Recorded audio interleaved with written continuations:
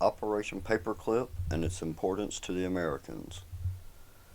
Operation Paperclip took place during World War II, and it was designed to get German scientists, technicians, and engineers and any technology out of Nazi Germany, and especially to keep it out of as much as possible out of the hands of the Russians, who were supposedly our allies. But of course, you know, we had the United States had the Cold War with them after World War II.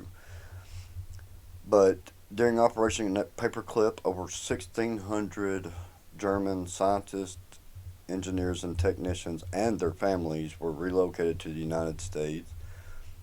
The program only lasted for 2 years, but other similar programs continued up until 1962. One of the key, well, I guess you'd say gems that came out of Operation Paperclip was Warner von Braun and I think 15 members of his team. They surrendered to the Allied troops.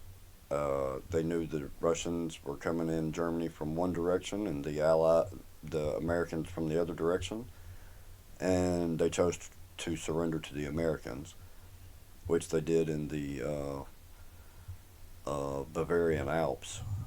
Um, they surrendered, they were transported to America. Von Braun was put to work in Huntsville, Alabama, to continue working on ballistic missiles.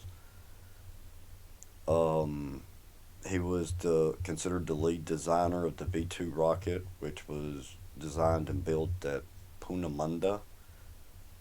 Uh, there's I don't know if there's an accurate count on the lives that were lost from the V 2 rockets in Great Britain during World War II, but there were thousands, uh, probably tens of thousands, because over 9,000 of the rockets were fired. So the death toll is just stupendous. But uh, despite him being a member of the Nazi Party, I didn't know Warner von Braun, but I don't think it was really a political move. I think he did it to survive, which a lot of people did that were in Germany at the time. The Nazis were very powerful and they destroyed anybody that got in their way. You either joined them or you got away from them. And he wanted the story I hear is at the age of 4 or 5, his mother gave him a telescope and he spent hours looking at the moon and said one day that he would build a ship that would take him there. And 50 years later, he did just that. Um, the design of the V 2 went. He and his team continued to work on it, and it turned into the Redstone missile, and then to the Juno 1 and 2, and eventually into the Saturn V rocket, which is what they used for the Apollo missions. There were 13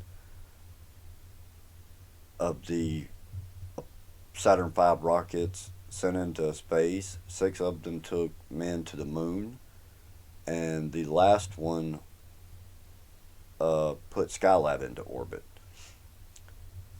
The Saturn V rocket still to date is the most powerful rocket that was ever made. Um, it was just astronomical. I'm from Alabama. I've been to the Huntsville Space and Rocket Center, and on display there they have the bicycle that Warner von Braun used. Apparently, him and his team hid out in a cabin for a few days they, till the Allied forces got closer to them. He would keep riding his bicycle up this dirt road until he eventually ran into the forces and surrendered to them. But he was definitely the father of rocket science. Um, in a matter of 60 years, we went from having the horse and buggy as the main form of transportation to putting a man on the moon. I mean, it's an amazing accomplishment, and it couldn't have been done without Warner von Braun. He was truly a pioneer, and as I said, I didn't know the man. He passed away in 1977, but he was truly a visionary, and Despite whether or not he was a Nazi or not, he was still a visionary, and without him, I don't know that NASA and the space program would be what it was. He was very important to it. He was the father of rocket science. Thanks for listening.